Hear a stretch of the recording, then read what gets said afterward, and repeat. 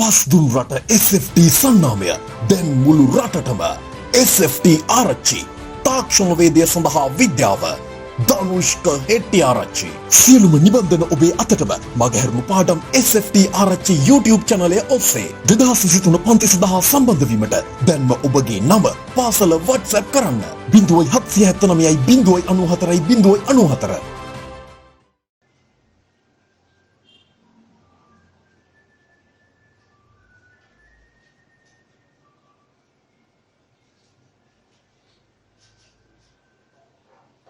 ඊළඟ කාරණාව තමයි කලින් කිව්ව වගේම එන්සයිම උත්ප්‍රේරණය කරන්නේ එක ප්‍රතික්‍රියාවක් පමණයි. ඒ කියන්නේ එන්සයිම ක්‍රියා කරන්නේ ඒකට අදාළ එක උපස්තරයක් මත පමණයි. අපි ඒකට කිව්වා එන්සයිම විශිෂ්ටතාවය නැත්නම් උපස්තර විශිෂ්ටතාවය කියලා.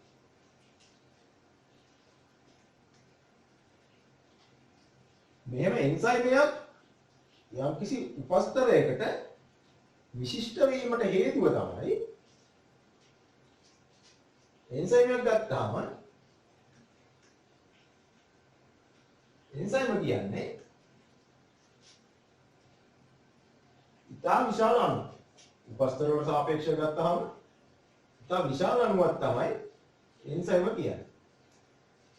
එන්සයිමයක හැම ස්ථානයක්ම මේ ප්‍රතික්‍රියාවට උත්ප්‍රේරණය කරන සහභාගී වෙන්නේ නැහැ.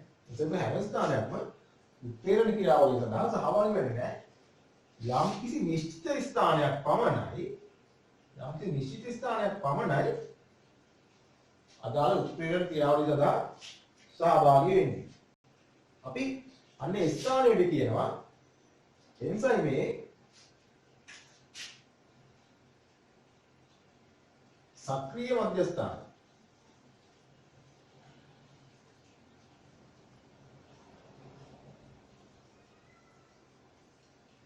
එන්සයිමේ සක්‍රීය මධ්‍යස්ථාන.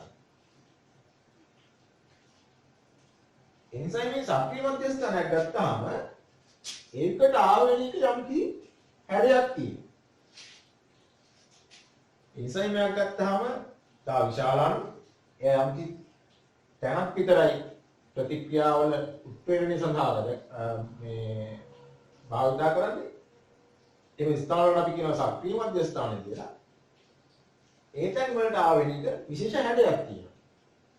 අන්නේ හැඩයට ගැළපෙන උපස්තරයකට පමණයි ඒ අදාළ තැනට සම්බන්ධ වෙන ප්‍රතික්‍රියාව ඉස්සරහට වෙන්න හැකියාව තියෙනවා. ඒකට මෙන්න මේ ආවේනික හැඩය නිසා මේකට සම්බන්ධ වෙන උපස්තරයේ හැඩය අනුව මේ හැඩ දෙක සමාන වෙනවා. ඒකට මැච් වෙන නම් විතරයි මේක උත්ප්‍රේරණය කිරීමේ හැකියාව එන්සයිම් එකට තියෙනවා. මේක ගැන සාකච්ඡා කරන්න එන්සයිම් එක මේ උපස්තර විශිෂ්ටතාව ගැන සාකච්ඡා කරන්න මූලික වශයෙන් කරුණු දෙකක්, ඒ කියන්නේ මෙකැනිසම් දෙකක්, යාන්ත්‍රණ දෙකක්, මේක සිද්ධ වෙන්නේ කොහොමද කියන ආකාරය ගැන විස්තර කරන ආකාර දෙකක් ගැන අපිට සාකච්ඡා කරන්න තියෙනවා. එකක් තමයි අගුරු යතුරු යාන්ත්‍රණය. ලොක් ඇන් කී. ඒ කියන්නේ ඔයගොල්ලන් ගෙදර දොරක් ගත්තොත් එහෙම ඒ දොර හැම යතුරෙම අරින්න බෑ. ඒකට ආවේනික ඒ හැඩය තියෙන යතුරෙන් විතරයි ඒ දොර අරින්න පුළුවන් හැකියාව තියෙන්නේ. ඒ අදහසත් එක්ක තියෙන යාන්ත්‍රණය ගැන තමයි අගුරු යතුරු යාන්ත්‍රණය යත්තේ ඉගෙන ගන්න. ඊට අමතරව ප්‍රේරිත සීහුයි යාන්ත්‍රණය. මේකට කියනවා induced fit mechanism කියලා. ප්‍රේරිත යම් කිසි විදිහකට හැඩය වෙනස් කරගන්නේ මේ එන්සයිම් ක්‍රියාවලිය සිද්ධන ආකාරය ගැන මේ කාරණා දෙක ගැන වෙනම සාකච්ඡා කරමු. මේ කාරණා ලියාගමු.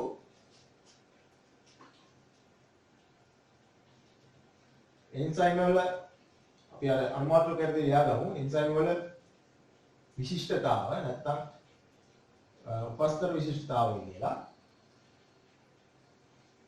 මේ අනුමාත්‍රක කරදී ලියාගන්න. එන්සයිම වගේ උත්ප්‍රේරණය කරනු ලබන්නේ එන්සයිම මගින් උත්ප්‍රේරණය කරනු ලබන්නේ එයට සුවිශේෂී වූ එක් ප්‍රතික්‍රියාවක් පමණි. මේ එන්සයිම විශිෂ්ටතාවය වන අතර උපස්තර විශිෂ්ටතාවය ලෙසද හඳුන්වනවා.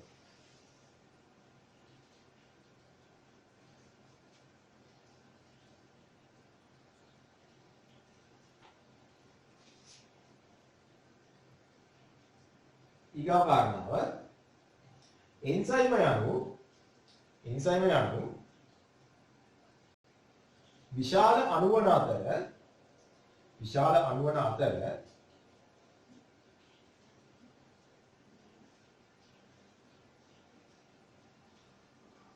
යම්කිසි ප්‍රතික්‍රියාවක් උත්ප්‍රේරණය කිරීමේදී උපස්තරය හා සම්බන්ධ වන්නේ එන්සයිමයේ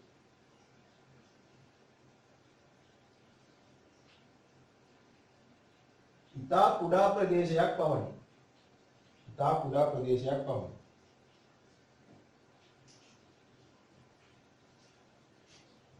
ඒ සක්‍රීය මධ්‍යස්ථානයේ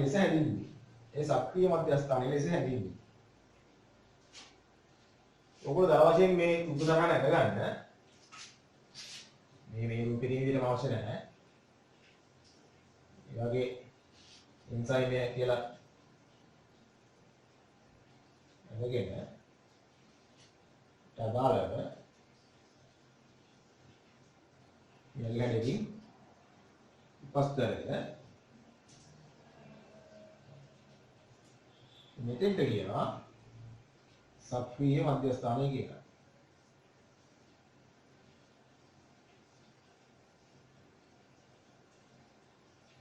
සක්‍රීය මධ්‍යස්ථාන. ඔයගොල්ලන්ට පේනවා මේ හැඩයට අනුරූප උපස්තරම් විතරයි ගිහිල්ලා මෙතෙන්ට සම්බන්ධ වෙන්න පුළුවන්.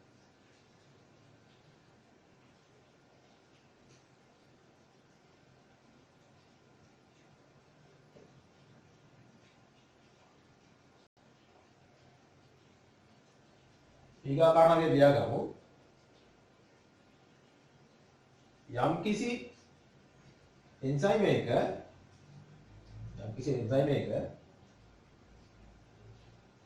උපස්තර විශිෂ්ටතාවය විස්තර කරනු ලබන යාන්ත්‍රණ දෙකකි. නැත්නම් වරහන් දාගෙන මෙකැනිසම් කියලා. මෙකැනිසම්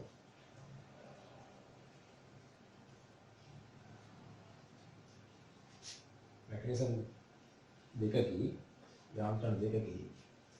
පළවෙනි එක අඹුරු යතුරු යාන්ත්‍රණය. නැත්නම් අපි ඒකට කියනවා lock and key mechanism.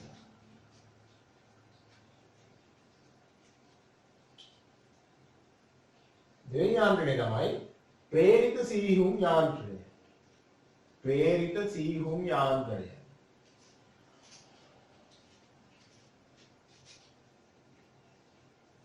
අපි ඉංග්‍රීසියෙන් කියනවා induce fit mechanism. ප්‍රේරණය වෙනවා.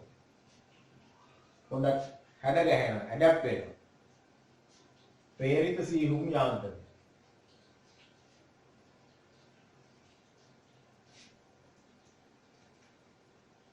මේ යාන්ත්‍රණ දෙක ගැන පොඩ්ඩක් විස්තරාත්මකව සාකච්ඡා කරමු.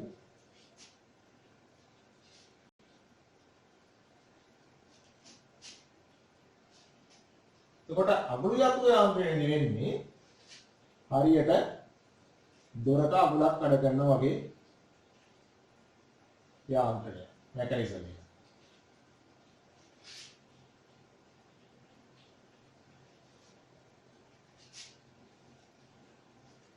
එතකොට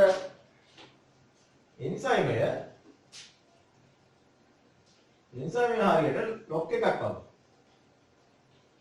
ඒ එන්සයිමේ මේ සක්‍රීය මධ්‍යස්ථානයට හරියටම ගැලපෙන යතුරක් විදිහට එන මේ උපස්තරය එන්සයිමත් එක්ක සම්බන්ධ වෙන්න ඕන. සම්බන්ධ වෙලා ඊතර සිදුවන ප්‍රතික්‍රියාවේ ප්‍රතිඵලයක් ලෙස ඵල ලබා දීමක් සිදු කරනවා. හරියටම ලොක් එකට මැච් වෙන යතුරක් ඇවිල්ලා ඉන්ටර්සෙප්ට් වෙලා මේ ලොක් එක කරනවා කියලා තමයි එන්සයිමේ ක්‍රියාවලිය සිද්ධ වෙන්නේ. අපි ඒකට කියනවා අගුළු යතුරු යාන්ත්‍රණය කියලා.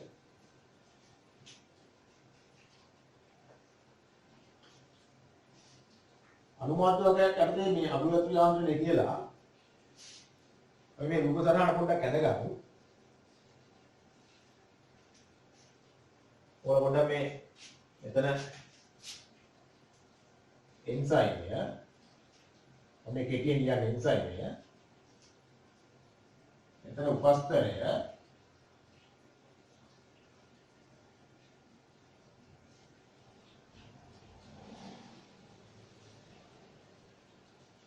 එන්සයිමේ සහ උපස්තරයේ සම්බන්ධ අවස්ථාවට කියනවා එන්සයිම උපස්තර සංකීර්ණය කියලා.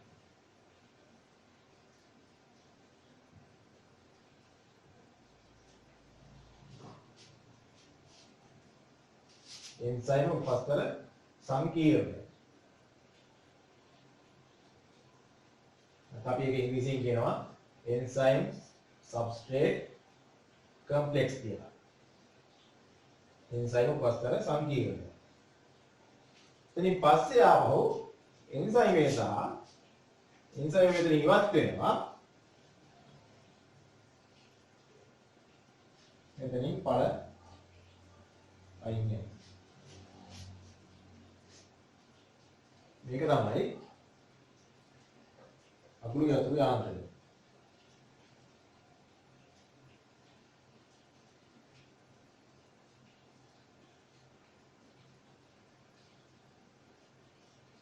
අපි ඒකට ලියාගමු එන්සයිම් අණුවක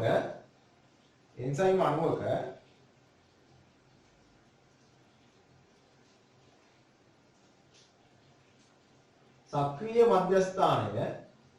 මධ්‍යස්ථානය නිශ්චිත හැඩයක් සහිත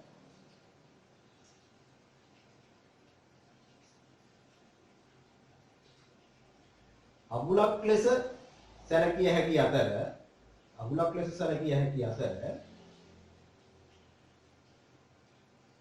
එයට අනුරූප හැඩයකින් යුතු උපස්තර අණුවක්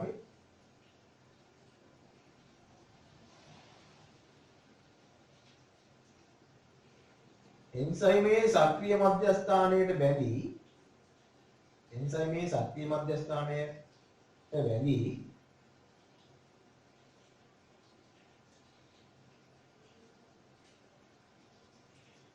අවසානයේ ඵල ලෙස ඉවත් වී යයි.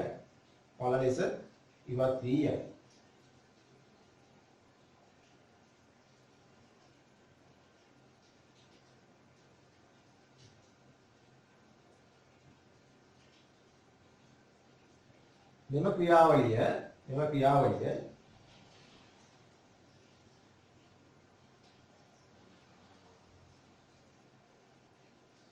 අගුලක් සහ එයට විශිෂ්ට යතුරක ආකාරයෙන්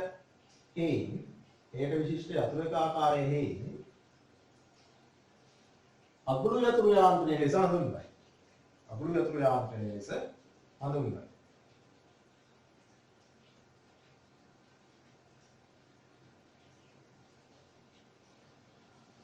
ඒ අනුව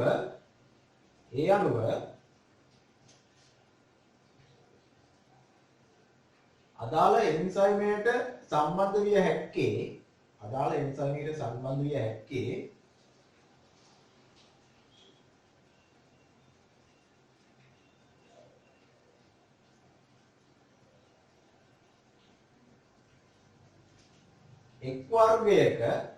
එක් වර්ගයක උපස්තර සමග පමණි. එය උපස්තර විශිෂ්ටතාවයයි. හරි. ඊළඟ කාරණාව ඊළඟ අනුමාතුකාව ප්‍රේරිත සීහුම් යාන්ත්‍රණය.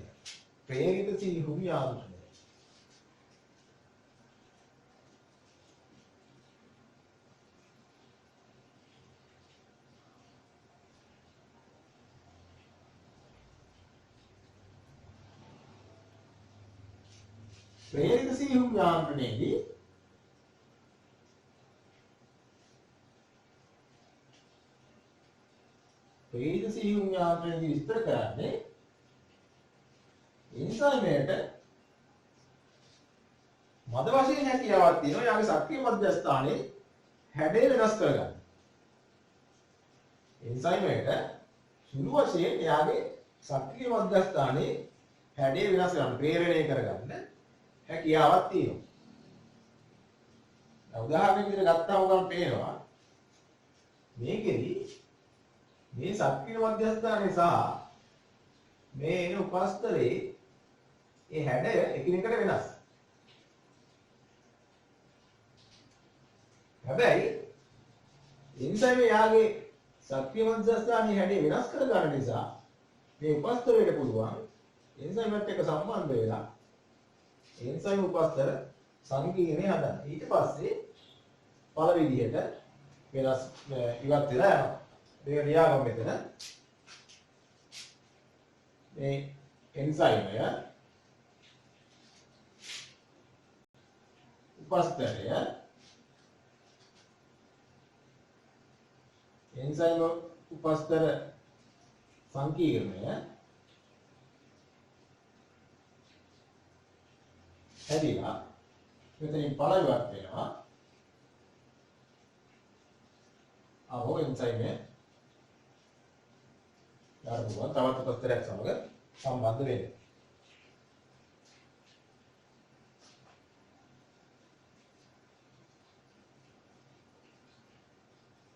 මේ උපසටහන ඇඳගන්න. දැන් අපි ලියාගමු.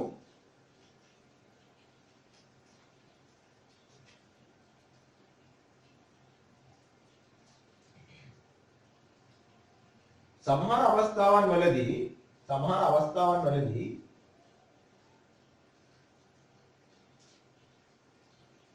එන්සයිමේ සක්‍රීය මධ්‍යස්ථානයේ හැඩය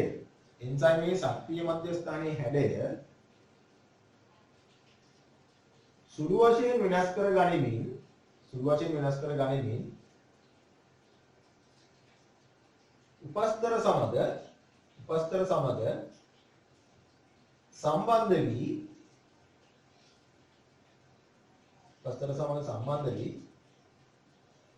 ප්‍රතික්‍රියාව සිදු කර ඵල ලබා දීම සිදුවේ.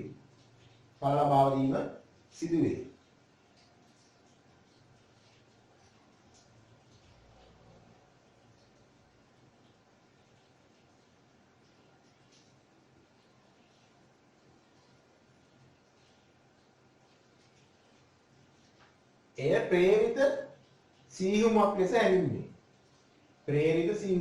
කියන්නේ හැඩය ඊට අනුකූලව සුළු වශයෙන් වෙනස් කර ගන්න. ප්‍රේරිත සීහුම.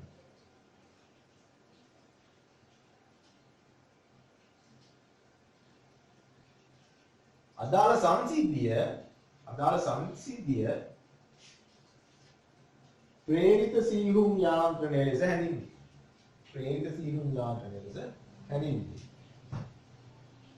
සියුමක් තියෙත් මේක එකක් වැඩේ වෙනස් කරගන්නවා. ඊට පස්සේ උපස්තරයට සම්බන්ධ වෙනවා. අවසානයේ බලනිකු ඉවත් වෙලා යනවා. මේකට අපි කියනවා ප්‍රේරිත සියුම් යාන්ත්‍රණය කියලා.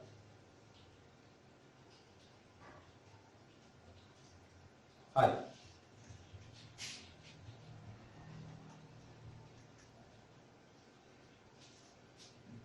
ඊගොල්ලෝ අපිට කතා කරන්න තියෙන්නේ එන්සයිම් වල ක්‍රියාකාරීත්වය සඳහා බලපාන සාධක සම්බන්ධව. එන්සයිමීය ප්‍රතික්‍රියාවල ශීඝ්‍රතාවය කෙරෙහි බලපාන සාධක සම්බන්ධව තමයි අපි ඊගොල්ලෝ කතා කරන්නේ. අනුමාත්‍යක් විදිහට ලියා ගන්න.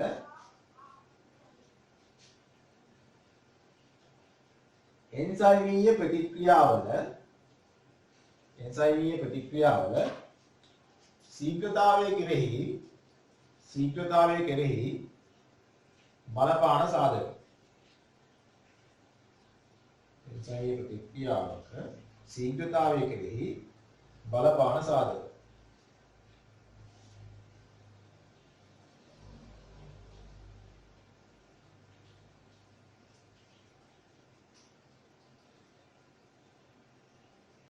ඒකට ලියා ගන්න අනුමාතුකාව pH අගය. pH අගය.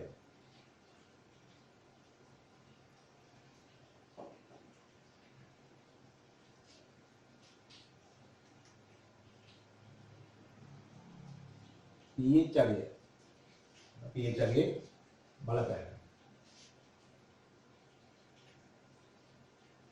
යම් කිසි එන්සයිම් එකක් ගත්තාම ඒ එන්සයිමය ක්‍රියා කරන දැන් ප්‍රශස්ත මට්ටමකින් කියාගෙන කියන්නේ එන්සයිමේ ක්‍රියාකාරීත්වය උපරිමයෙන් සිදු කරන pH අගයක් pH පරාසයක් තියෙනවා. අපි ඒකට කියනවා ප්‍රශස්ත pH අගය කියලා.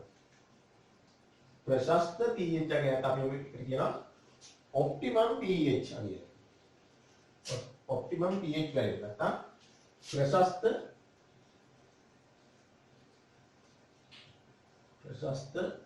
pH අගය. මේ ලියන හැම වෙලාවම සිම්පල් වෙන්න ඕනේ.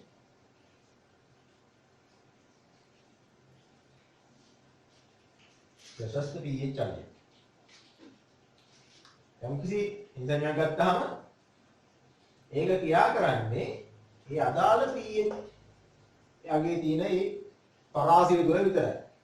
උදාහරණයක් විදිහට ගත්තොත්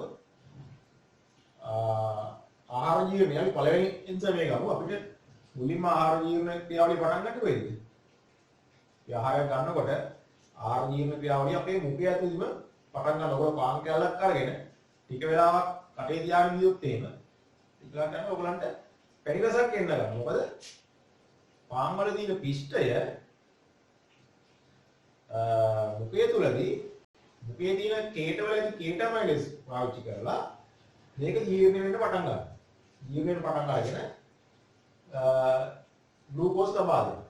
එතකොට අපේ සාමාන්‍ය කේටය නැත්නම් කෙලවල pH අගය 7.4ක් විතර වෙන්නේ. 7.4ක් විතර වෙන්නේ. හැබැයි ඒ ආහාර ආමාශයට ගිය ගමන් ආහාර ටික ආමාශයට ගිය ගමන් pH අගය 2 3 4 වගේ අගයකට අඩු වෙනවා. එතකොට මේ ඇමයිලේස් වල ක්‍රියාකාරීත්වය එතනින් නතර වෙනවා. මොකද මේ ඇමයිලේස් ක්‍රියා කරන්නේ කේටමයිලේස් ක්‍රියා කරන්නේ මේන හත උදාසීන සෝ දල වශයෙන් විතාන්ත අල්ප වශයෙන් භාෂ්නික මේ pH පරාසයක් තුල. හැබැයි ආහාර ටික ආමාශයට ගියාට පස්සේ ඒන අඩු pH අගය යටතේ 3 4 මේ වැලියුස් මේ අගයන් යටතේ ක්‍රියා කරන වෙනත් එන්සයිම් වර්ග තියෙනවා. උදාහරණයක් විදිහට ගත්තොත් ප්‍රෝටියේස් මම මේ හරියෙන් අඳින්නම්. ඒක 3-4 වගේ දෙයක් කියලා. ප්‍රෝටීන් ඒ විශේෂයෙන් ප්‍රෝටීන ජීර්ණය කරන එන්සයිම අතන ප්‍රෝටීන ජීර්ණය කරන එන්සයිම ආම්ලික තත්ත්වයකදී pH එක අඩු කියන්නේ ආම්ලිකයි. pH එක 4 වඩා වැඩි කියන්නේ වාෂ්මිකයි.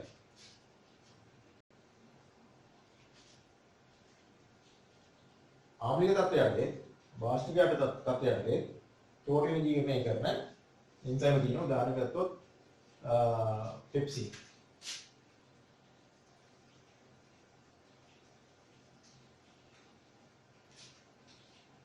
පෙප්සින් ගත්තොත් ආම්ලික තත්ත්වයකදී ක්‍රියා කරන එන්සයිම. එතකොට එයාට බෑ මේ වාෂ්මික තත්ත්වයකදී ක්‍රියා කරන්න. ඒ කියන්නේ එන්සයිම් එකකට අදාළ යම් කිසි pH පරාසයක් තියෙනවා. මේ pH පරාසය තුළ වැඩිම ශීඝ්‍රතාවයෙන් ක්‍රියා කරන අවස්ථාවක් තියෙනවා. අපි ඒකට කියනවා ප්‍රශස්ත pH අගය කියලා. අපි මුලින්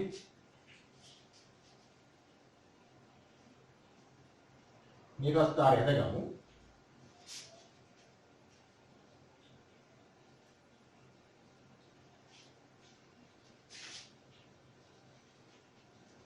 මේ පැත්තට pH අගය, මේ අතට එන්සයිමේ ක්‍රියාකාරීත්වය. එන්සයිමේ ක්‍රියාකාරීත්වය.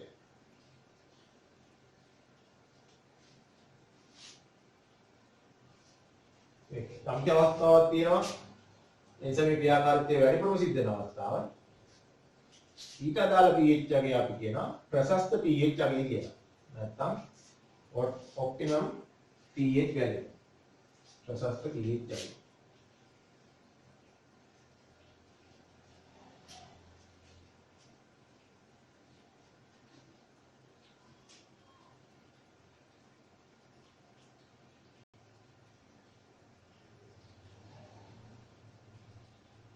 අපි ඊට ලියා ගමු.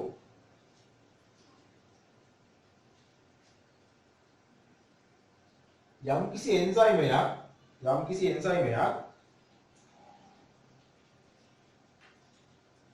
ක්‍රියාකාරී වන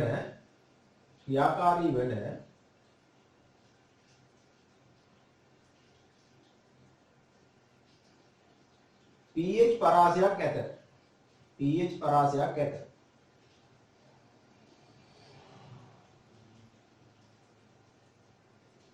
එම pH පරාසයෙන්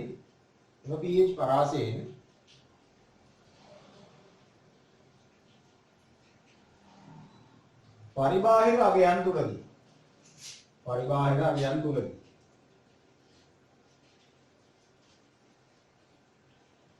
එම එන්සයිමේ ක්‍රියාකාරීත්වය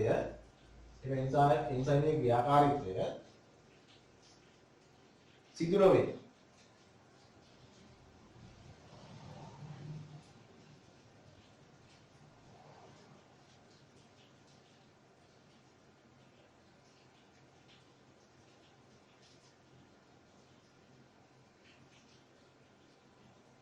ඊගාකාරව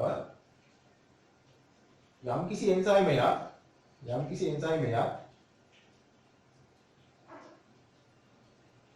එන්සයිමයක ක්‍රියාකාරීත්වය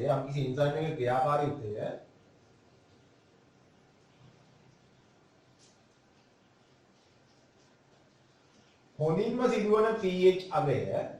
සිදුවන pH අගය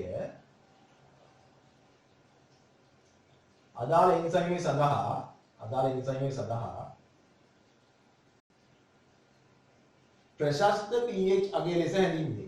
ප්‍රශස්ත pH අගය ලෙස හැඳින්වේ.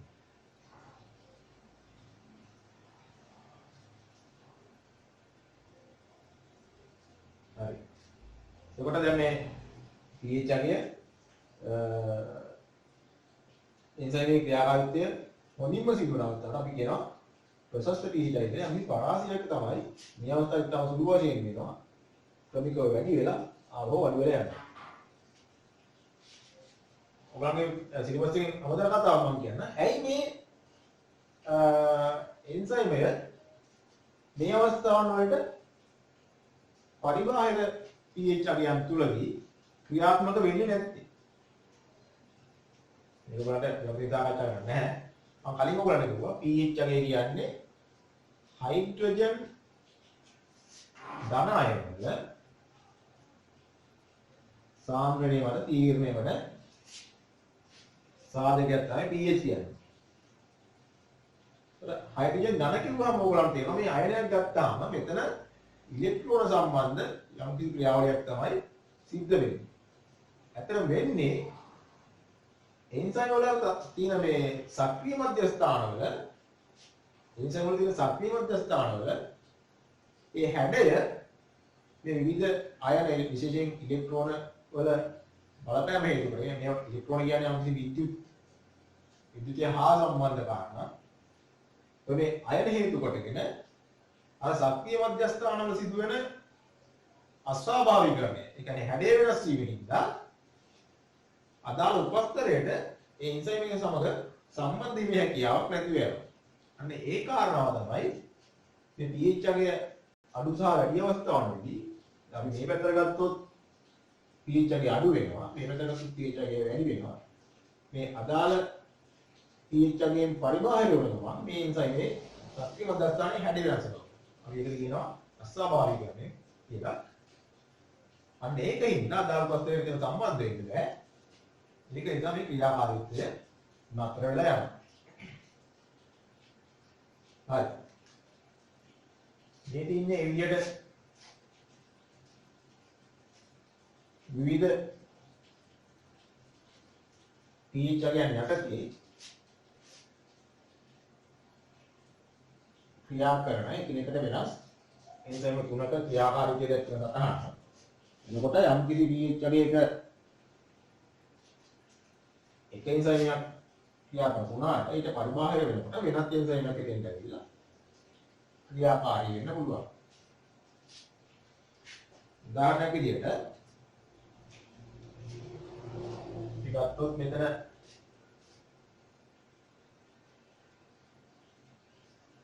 තුන විතර pH අගය 3 විතර දෙක 4 වගේ ආගෙන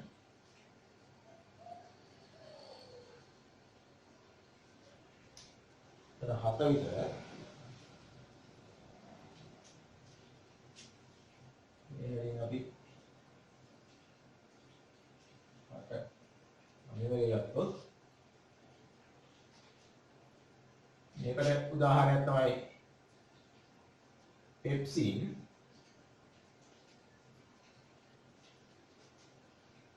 අතේදී වගේ ක්‍රියාත්මක වෙනවා කේටමයිස්.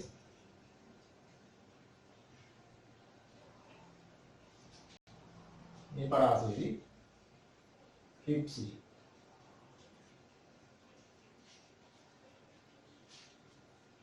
ඔයගොල්ලෝ අගයන් හරියටම දැනගෙන ඉන්න ඕනේ නැහැ. දල වශයෙන් දැනගන්න. ආම්ලික මාධ්‍යයේදී නැත්නම් pH අගය අඩු වගේදී ක්‍රියාත්මක වෙන එන්සයිමයක් ගැන කිව්වොත් පෙප්සින් කියන්න පුළුවන්. උදාසීන අවස්ථාවේදී ක්‍රියා කරන එන්සයිමයක් ගැන අහුවොත් අමයිලේස් කියන්න පුළුවන්. කේටමයිලේස්. සහ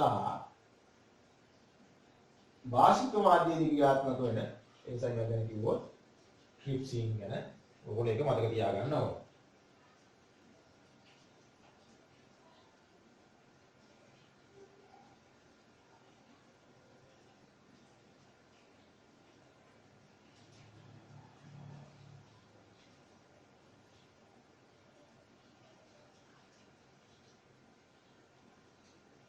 මේක ඇදගමු.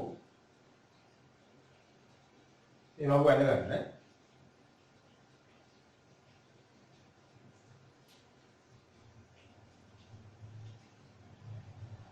වගු ඇදගෙන ලියා ගන්න.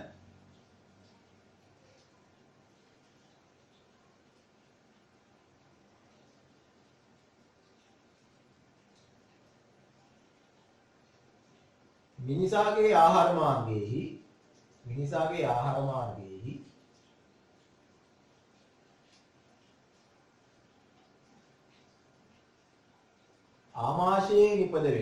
ආමාශයේ නිපද වෙන පෙප්සින්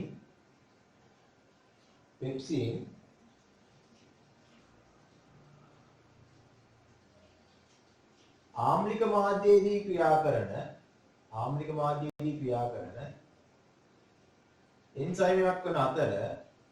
එන්සයිමයක් වන අතර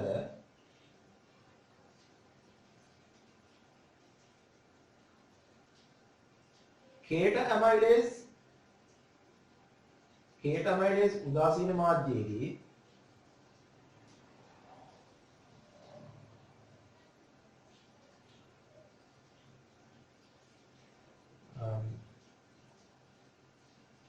මහාන්ත්‍රයේ සහ කුඩාන්ත්‍රයේ ක්‍රියාත්මක වන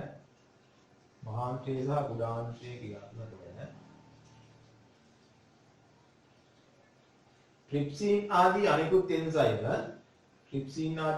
එන්සයිම භාෂ්මික මාධ්‍යයේදී උදාසීන මාධ්‍යයේදී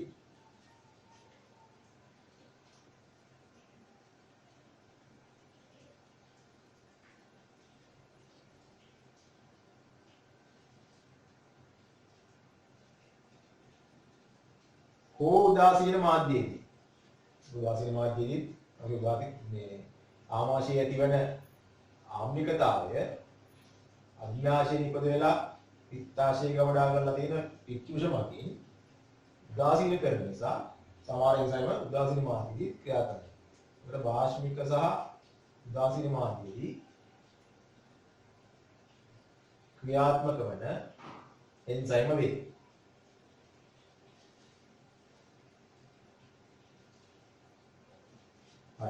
මේ සාකච්ඡා කරේ අපි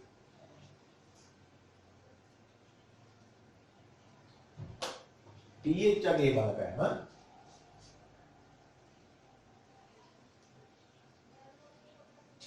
අපි ඊගාට සාකච්ඡා කරන්නේ එන්සයිම් වල ශීඝ්‍රතාවය කෙරෙහි බලපාන අනිත් සාධකයක් තමයි උෂ්ණත්වය.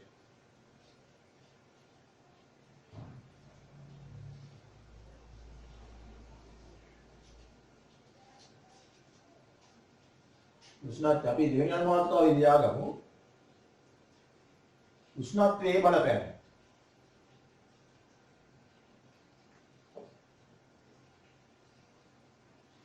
උෂ්ණත්වයේ බලපෑම.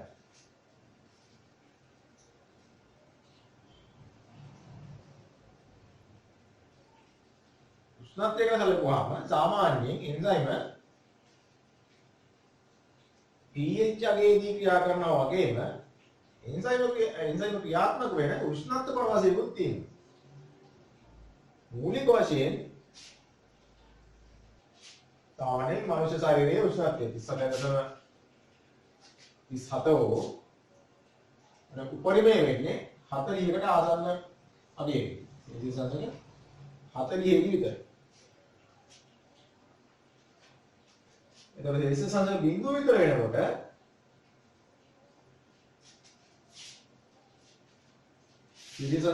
විතර වෙනකොට එන්සයිම ක්‍රියාකාරීත්වය සම්පූර්ණයෙන් වගේ නැහැ.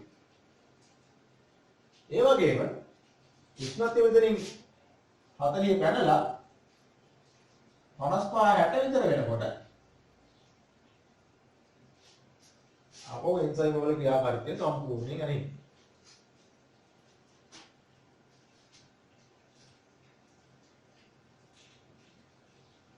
යම් කිසි කෙනෙක්ගේ ශරීර උෂ්ණත්වය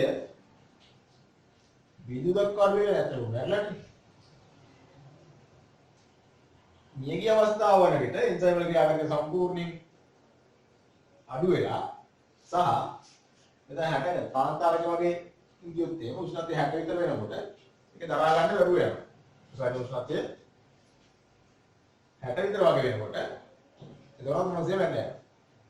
හේතුව තමයි මෙන්න මේ ආංශික උෂ්ණත්වයන් වලදී එන්සයිම් වල ක්‍රියාකාරීත්වය සම්පූර්ණයෙන් නැහැ.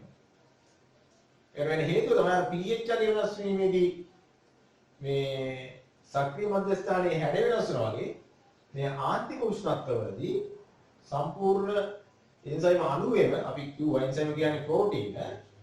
ප්‍රෝටීන වල විදුහය සම්පූර්ණයෙන් වෙනස් වෙනවා. අපි ඒකට කියනවා ප්‍රෝටීන අස්වාභාවිකීකරණය කියලා. ප්‍රෝටීන අස්වාභාවිකීකරණය කියලා. දැන් සෙල්සියස් 60ක් විතර උනාම උෂ්ණත්වය වැඩි. ඒ උෂ්ණත්වයේදී ප්‍රෝටීන වල විදුහය ඒ ආකාරයෙන්ම තියාගන්න හැකියාවක් නැහැ. එතකොට ප්‍රෝටීන අස්වාභාවිකීකරණය වෙනවා. ප්‍රෝටීන අස්වාභාවිකීකරණය වෙනවා කියන්නේ අපි දුව එන්සයිම් වල තියෙන ප්‍රෝටීන වලින්. එතකොට එන්සයිම් වල අස්වාභාවිකීකරණය. 60 දී අස්වාභාවිකීකරණය.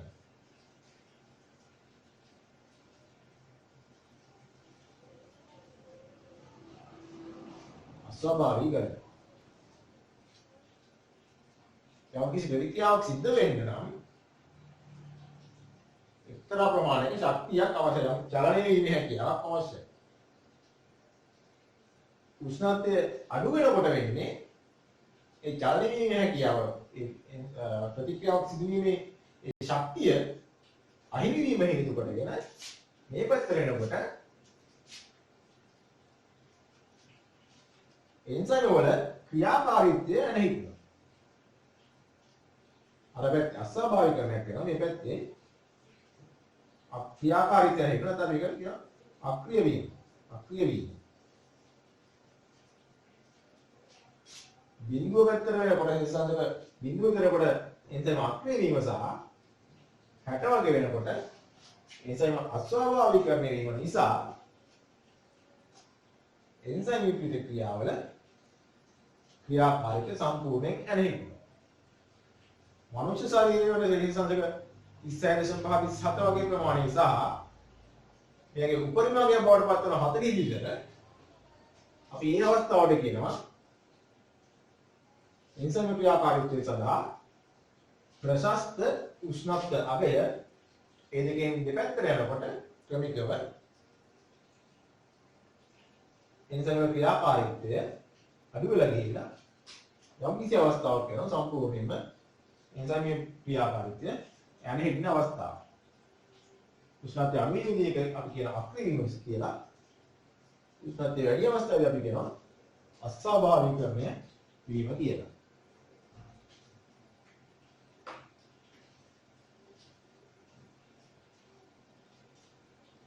අපි ඒක ලියා ගමු කාරණා විදිහට එන්සයිමීය ක්‍රියාකාරීත්වය සඳහා උෂ්ණත්වය බලපෑම යටතේ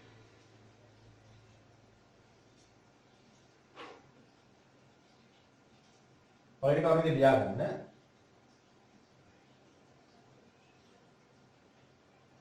සෙල්සියස් අංශක බිඳුවේදී පමණ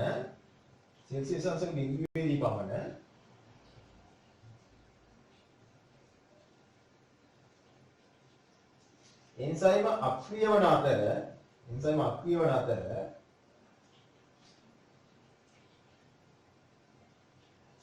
ඉන්පසුව උෂ්ණත්වය වැඩි වීමේදී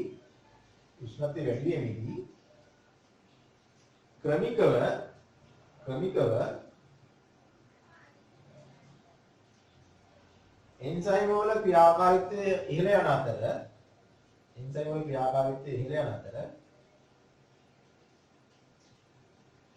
සෙල්සියස් අංශක 40 දී පමණ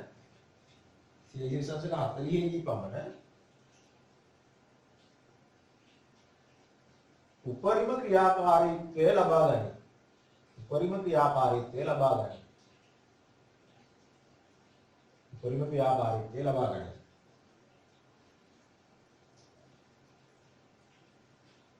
ඒ එන්සයිමේ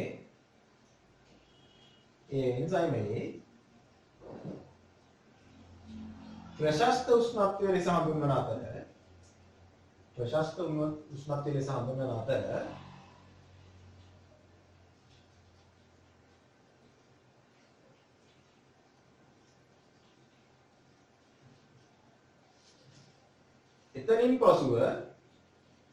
එතනින් පසුව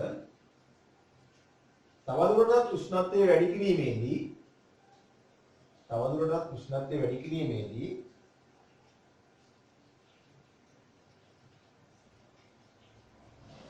එන්සයිමයේ ක්‍රියාකාරීත්වය අඩු වෙයි.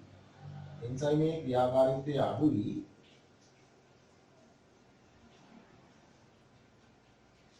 සෙල්සියස් අංශක 60 දී පමණ සෙල්සියස් අංශක 60 දී පමණ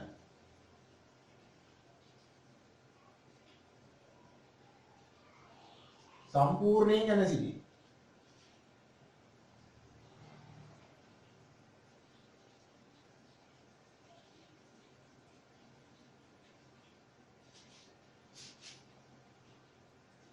එසේ වන්නේ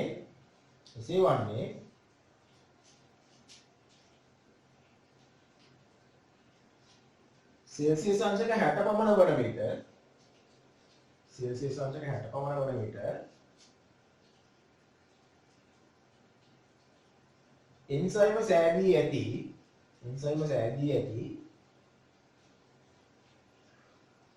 ප්‍රෝටීන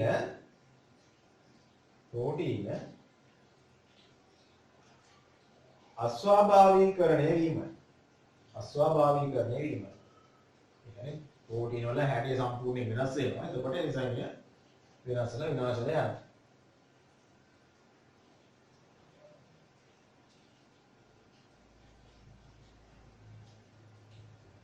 ඊට අමතරව සාමාන්‍යයෙන් මේ බිඳුවේ ඉඳලා 40 හිටනකම් මේ පරාසය තුල මූලික පිළිගැනීම තමයි සෙල්සියස් අංශක 10න් 10ට සෙල්සියස් අංශක 10න් 10ට ප්‍රතික්‍රියාවේ වේගය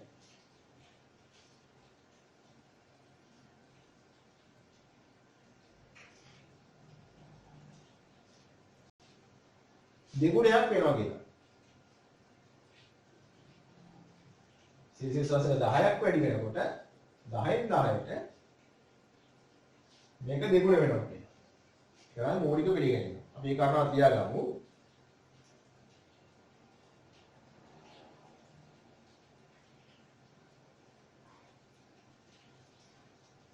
සෙල්සියස් අංශක 0.40ක් අතර පරාසය තුල සෙල්සියස් අංශක 0.40ක් අතර පරාසය තුල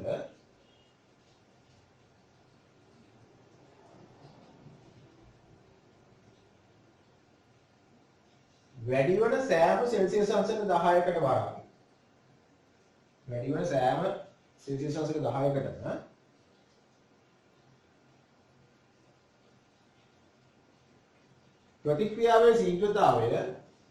ප්‍රතික්‍රියාවේ ශීඝ්‍රතාවය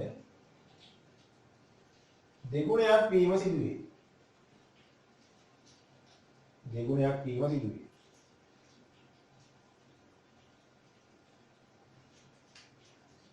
මෙතන x කියලා ගත්තොත් මෙතන 2x වෙනවා.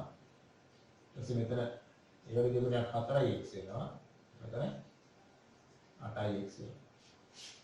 දෙගුණේ වගේ ගණනවා.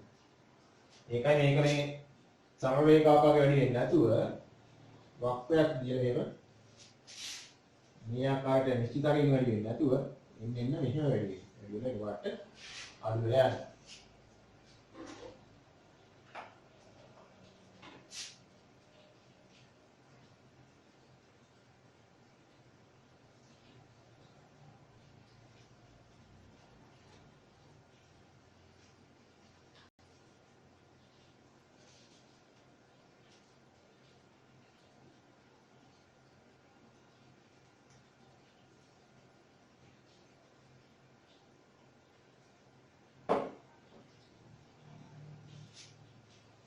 හරි අපේ ඊළඟ මාතෘකාව එන්සයිමීය ප්‍රතික්‍රියාවල ශීඝ්‍රතාවය කෙරෙහි උපස්තර සාන්ද්‍රණයේ බලපෑම. එන්සයිමීය ප්‍රතික්‍රියාවල ශීඝ්‍රතාවය කෙරෙහි උපස්තර සාන්ද්‍රණයේ බලපෑම.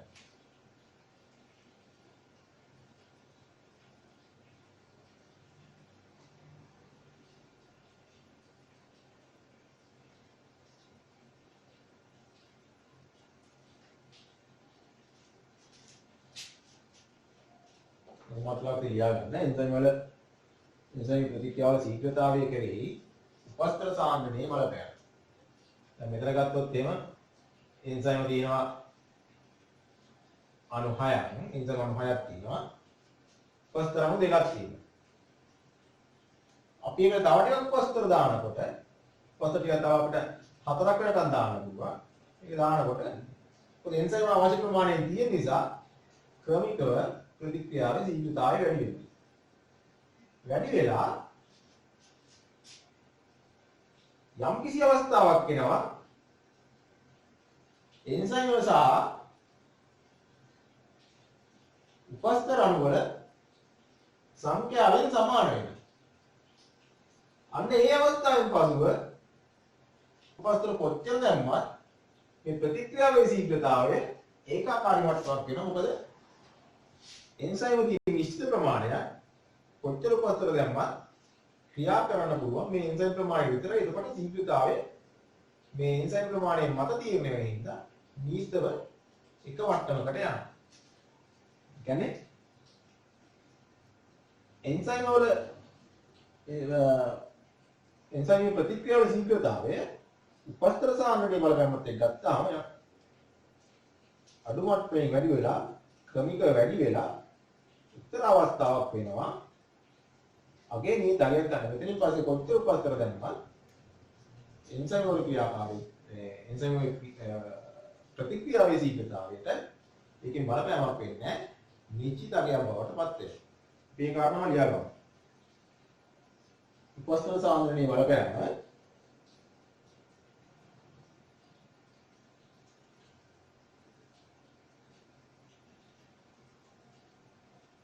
එළ ලියා ගමු. උපස්තර සාන්ද්‍රණයේ වැඩි වෙන විට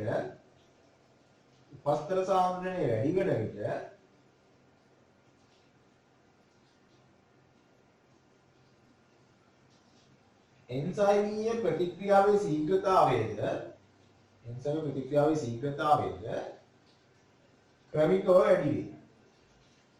ක්‍රමිකව වැඩි වෙනවා.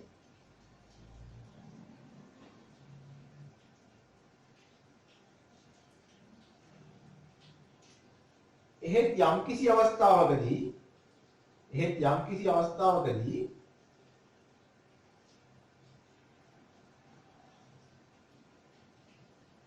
උපස්තර සාන්ද්‍රණය කොතෙක් වැඩි කළද ප්‍රතික්‍රියාවේ ශීඝ්‍රතාවය නිශ්චිතගයක් ගනී.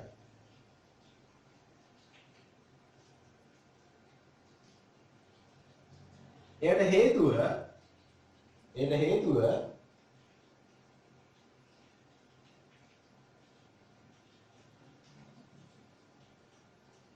එන්සයිම් සාන්ද්‍රණය නියත බැවින්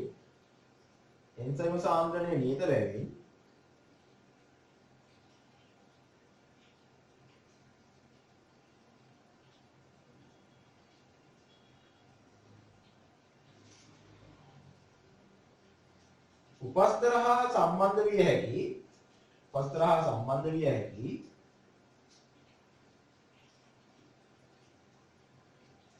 සක්‍රීය මධ්‍යස්ථාන ගණන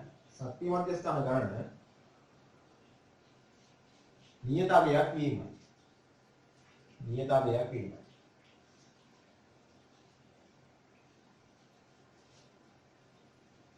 කෙනෙකුට හිතන්න පුළුවන් ඉතින් එන්සයිම් ප්‍රමාණය ටික ටික වැඩි කරා නම් හරිනේ කියලා. මොකද එහෙම වුණාට එහෙම දෙයක් ජීවීන් තුල වෙන්නේ නැහැ. එන්සයිම් නිශ්චිත ප්‍රමාණයක් තියෙනවා. ඊට අදාළව ප්‍රතික්‍රියාවක් ලබාගත හැකි උපරිම අගයක් තියෙනවා. මොකද මේ තියෙන එන්සයිම් ටිකට ප්‍රතික්‍රියා කරන්න පුළුවන් යම්කිසි නිශ්චිත අගයක් තියෙනවා. මේකට කියනවා එන්සයිම් සම්පූර්ණ වෙලා තියෙන මේ අවස්ථාවකට ඊට වඩා කොච්චර උපස්තර දැම්මත් එන්සයිම් ක්‍රියාකාරීත්වයට ඉතින් බලපෑමක් නැහැ. මොකද එන්සයිම් නිශ්චිතයක් කියන නිසා. මේ උපසටහන ඇදගමු. මේ උපස්තරන් ඉන්න ඕනේ නැහැ ඔබට. උපස්තර සාහිත්‍යය.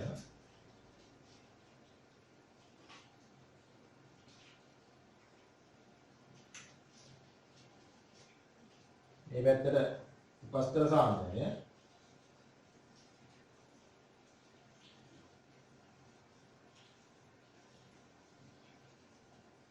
උපස්තර සාන්ද්‍රණය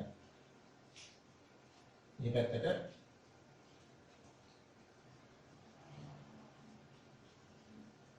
ප්‍රතික්‍රියාවේ ශීඝ්‍රතාවය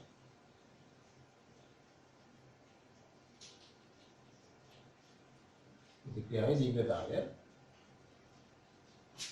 නම් පරිමාණය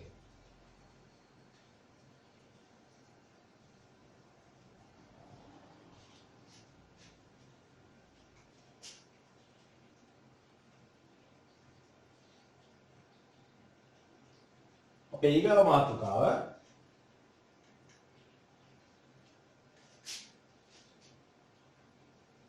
එන්සයිම සාන්ද්‍රණයේ බලපෑම.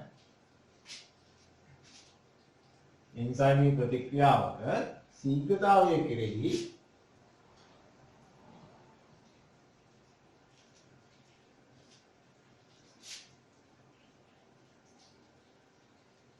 එන්සයිම සාන්ද්‍රණයේ බලපෑම.